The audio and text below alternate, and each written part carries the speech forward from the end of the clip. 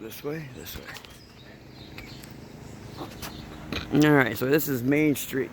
Well, Where we grew up. Well, I grew up. They lived here for a year. Everything is gone. and there's one thing I found. No, we're not gonna show them the pictures. Yeah, that's probably.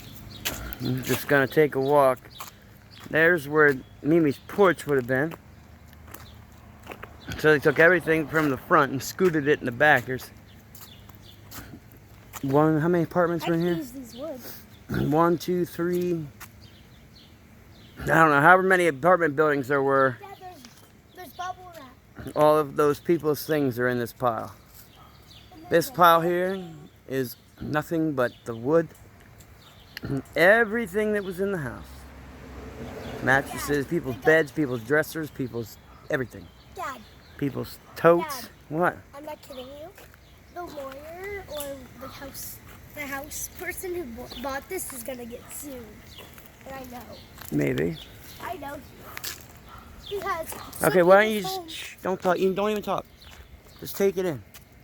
Oh. Because you know what? We were here a year ago. At this time right now, a year ago, we were living right where that building is. That was our living room. Less than a year ago. So you know what?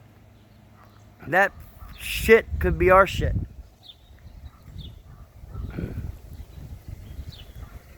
Now here's where Mimi's porch would have been. As you can see, the porch is still here. That's Mimi's porch. I'm getting emotional. I gotta go back inside the car. I'm getting emotional. That's Mimi's porch. There's out back. And the tree. That's how I know Mimi's porch. Mimi's whole house would have been right here. Right here would have been the kitchen, bedroom, living room. And you know what's sickening about it all?